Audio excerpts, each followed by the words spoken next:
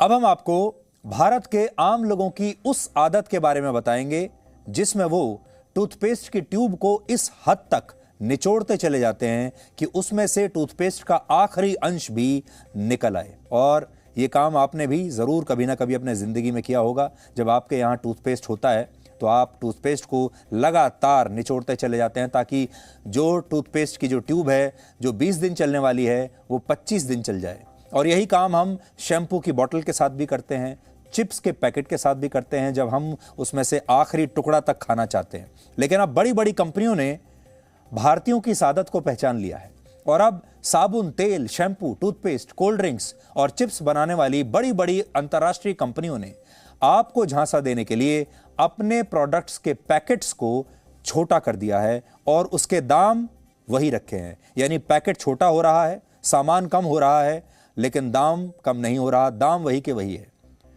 ताकि आपका सामान जल्दी से जल्दी खत्म होता रहे और आप उसी दाम पर उनके नए नए पैकेट्स खरीदते चले जाएं। अंग्रेजी में महंगाई को इन्फ्लेशन कहते हैं और बड़ी बड़ी कंपनियों की इस चालाकी को श्रिंकफ्लेशन कहते हैं, जिसके तहत सामान का दाम तो उतना ही रहता है लेकिन पैकेट में उसकी मात्रा श्रिंक होती चली जाती है, यानी सिकुड़ती चली जाती है। यानी आपसे पैसा उतना ही लेंगे। अगर आप मान लीजिए बिस्किट खाने के शौकीन हैं तो आपसे पैसा उतना ही लेंगे, लेकिन अब बिस्किट का जो आकार है वो छोटा हो जाएगा और बिस्किट का जो पैकेट है वो भी थोड़ा छोटा हो जाएगा, पैसा उतना ही रहेगा। अगर आप श्रिंकफ्लेशन के सिद्धांत को अब तक नहीं समझते तो आपको और सरल तरीके से आज हम समझाने की कोशिश करते हैं, क्योंकि ये धोखेबाजी असल में आप ही के साथ हो रही है। मान लीजिए आपको किसी कंपनी के चिप्स बहुत पसंद हैं, तो ऐसी स्थिति में आपको उस कंपनी का नाम याद होगा, पता भी याद होगा, चिप्स किस पैकेट में आता है, किस रंग में आता है, सब याद रहता है आपको। लेकिन सोचिए अगर ये कंपनी इस चिप्स की कीमत में कोई बदलाव ना करके सिर्फ अपने पैकेट में इसकी मात्रा को कम कर दें और पैकेट का साइज छोटा कर दें तो क्या होगा। कई बार तो पैकेट का साइज भी छोटा नहीं करते, चिप्स की मात्रा कम कर देते हैं और हवा थोड़ी उसमें बढ़ा देते हैं ताकि पैकेट उतना ही फूला हुआ दिखाई दे। क्या आप इस बदलाव को कभी नोटिस करते हैं? शायद कभी नहीं, और वो इसलिए क्योंकि आपको यही लगेगा कि आपने तो उतनी ही कीमत वाले चिप्स खरीदे हैं जितना पहले खरीदते थे, जितना आप हर बार जिस दाम पर खरीदते थे, जबकि असलियत में आपको उतने पैसे में उस चीज की उतनी मात्रा नहीं मिलेगी जितनी पहले मिलती थी। और इसी बिजनेस स्ट्रैटेजी को श्रिंकफ्लेशन कहते हैं। हालांकि आप सोच रहे होंगे कि आज हम इस विषय पर बात क्यों कर रहे हैं। इसका जवाब यह है कि कोरोना के महामारी के बाद और यूक्रेन के युद्ध के बाद दुनिया भर की कंपनियां इसी बिजनेस स्ट्रैटेजी पर काम कर रही हैं और अब ये जो रणनीति है बड़ी सामान्य हो गई है।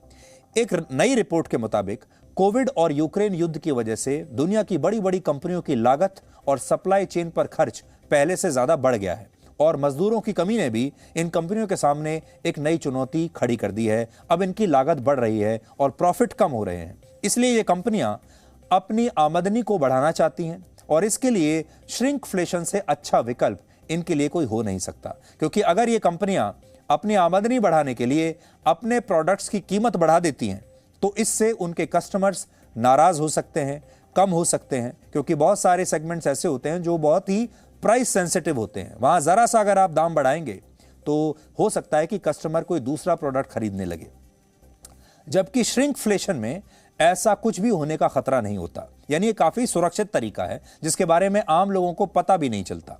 कुछ उदाहरण बताते हैं आपको। अमेरिका में सनमेड नाम की एक कंपनी है जो किशमिश बेचती है, उसको पैक करके पैकेट्स में किशमिश को बेचती है।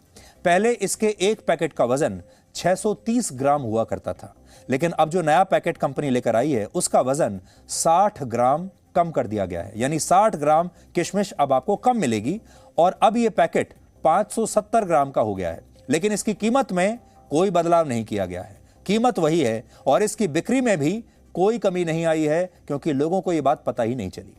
अब दूसरा उदाहरण देखिए। आपने डव शैम्पू का नाम जरूर सुना होगा। ये एक बहुत बड़ा ब्रांड है, लग्जरी ब्रांड है असल में। और पहले ये शैम्पू जिस बोतल में आता था उसमें शैम्पू की मात्रा 710 मिलीलीटर होती थी, 710 ml। लेकिन अब जो नई बोतल आई है उसमें शैम्पू की मात्रा 710 ml से घटाकर 650 ml कर दी गई है, लेकिन कीमत उतनी ही है। अब आप तीसरा उदाहरण देखिए। आपने डोरिटोज के चिप्स जरूर खाए होंगे या देखे तो जरूर होंगे। पहले इसके एक पैकेट का वजन जो होता था वो 288 ग्राम होता था, लेकिन अब नए पैकेट का वजन 273 ग्राम रह गया है और इस मामले में भी चिप्स की मात्रा कम हो गई है, लेकिन कीमत पहले जितनी ही है जो पहले हुआ करती थी। इससे पता चलता है कि लोग जिन प्रोडक्ट्स के आदी हो जाते हैं वो उन्हें खरीदते हुए उनकी क्वांटिटी कई बार चेक नहीं करते। जैसे अमेरिका की जो कंपनी है सनमेड, उसने किशमिश के पैकेट में बहुत मामूली सा बदलाव कर दिया, कम कर दिया। जो पुराना पैकेट था उसका ऊपरी हिस्सा उन्होंने थोड़ा पहले चौड़ा हुआ करता था, लेकिन नए पैकेट में इस शेप को बदल दिया। पैकेजिंग में इस तरह के बदलाव देखकर लोगों को लगता है कि ये कंपनी की कोई नई मार्केटिंग स्ट्रेटेजी का हिस्सा होगा जिसमें उन्होंने अपनी पैकिंग का डिजाइन बदल दिया है, लेकिन असल में ऐसा नहीं होता। आपके मन में यह भी सवाल होगा कि किसी पैकेट से थोड़े चिप्स कम कर देने से या बिस्किट के पैकेट से एक दो बिस्किट निकाल लेने से इन कंपनियों को आखिर कितना फायदा होता होगा, तो आपको इसके बारे में भी बताते हैं। एक और उदाहरण देखिए। कोका कोला कंपनी हर दिन सॉफ्ट ड्रिंक्स की 200 करोड़ बॉटल्स की बिक्री करता है। अब मान लीजिए अगर कोका कोला ने इस बिजनेस स्ट्रेटेजी को अपनाते हुए अपनी हर बॉटल से 0.25 लीटर कोल्ड ड्रिंक निकाल ली तो क्या होगा? तो इससे कोका कोला 50 करोड़ लीटर की ड्रिंक बचा लेगी, जिनसे 2 लीटर की 25 करोड़ और 25 करोड़ अतिरिक्त बॉटल्स को वो बाजार में बेच सकती है। और कोका कोला ने ऐसा ही किया। 2014 में इस कंपनी ने अपने 2 लीटर की बोतल का साइज थोड़ा छोटा कर दिया। आपको याद होगा उनकी 2 लीटर की जो बोतल थी बड़ी लोकप्रिय थी, लोग खरीदा करते थे, लेकिन बाद में उन्होंने इस बोतल को छोटा कर दिया। 2 लीटर से इसकी जो मात्रा है घटाकर 1.75 लीटर कर दी गई। और इस तरह के हजारों उदाहरण मिल जाएंगे जो आपके सामने हम आज रख रहे हैं। जैसे हमारे देश में टूथपेस्ट की ट्यूब को लोग तब तक इस्तेमाल करते चले जाते हैं जब तक उसमें से वो आखिरी अंश तक नहीं निकाल लेते। यानी टूथपेस्ट की ट्यूब को हम पूरी तरह से निचोड़ लेते हैं और हर चीज में हम ऐसा ही करते हैं। शैम्पू के साथ भी ऐसा ही करते हैं, तेल के साथ भी ऐसा ही करते हैं, साबुन के साथ भी ऐसा ही करते हैं। और करें भी क्यों नहीं, क्योंकि हमने पूरे सामान का पैसा दिया है। लोग इसलिए ऐसा करते हैं ताकि ये ट्यूब अगर 20 दिन तक चलने वाली है तो ऐसा करके वो 5 या 6 दिन इसे और चला लेते हैं, जो कि उनकी बचत है। लेकिन क्या टूथपेस्ट बनाने वाली कंपनियां आपकी इस आदत के बारे में जानती नहीं? वो जरूर जानती हैं इस आदत के बारे में, और फिर वो इसका जवाब भी खोजती हैं। तो अब देखिए आपकी इस आदत का जवाब कैसे खोजा। आज से कुछ वर्ष पहले अमेरिका की एक बड़ी टूथपेस्ट कंपनी अपना रेवेन्यू बढ़ाना चाहती थी। कंपनी का लक्ष्य था कि अगले 1 महीने में उसके टूथपेस्ट की बिक्री दुगनी हो जाए। तो इसके लिए इस कंपनी ने कुछ ऐसा किया जिसके बारे में आप शायद कल्पना भी नहीं कर सकते। इस कंपनी ने अपने टूथपेस्ट की ट्यूब का जो ऊपर का होल होता है, जहां से आप ट्यूब निकालते हैं, उस होल को बड़ा कर दिया और इस ट्यूब की कीमत में कोई बदलाव नहीं किया।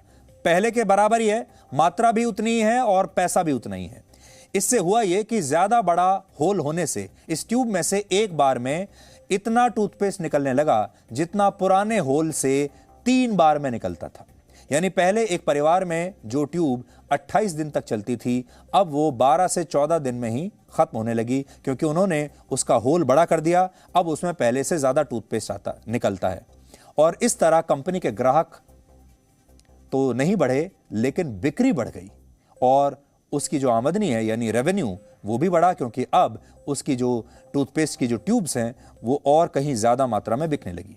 उपभोक्ता को अंग्रेजी में कस्टमर कहते हैं। आपने कई बार कहा देखा भी होगा, लोग कहते हैं कस्टमर इज किंग, कस्टमर ही राजा होता है। लोग इसी सिद्धांत पर काम करते हैं। जो बड़ी बड़ी कंपनियां होती हैं, जो दुकान होते हैं, वो सब यही कहते हैं कि कस्टमर हमारा भगवान है।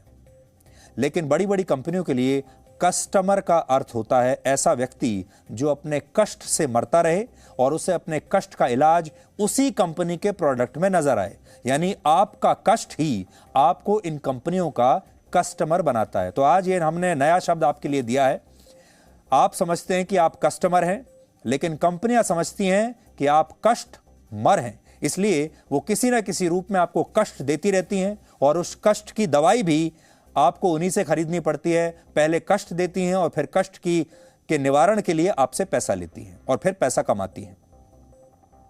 तो ये कस्टमर की आज हमने एक नई डेफिनेशन आपके सामने रखी है, इसलिए बचकर रहिएगा और ये मत सोचिएगा कि आप कस्टमर हैं। अब से ये सोचिएगा कि आप कष्ट से मर रहे हैं इन कंपनियों की वजह से।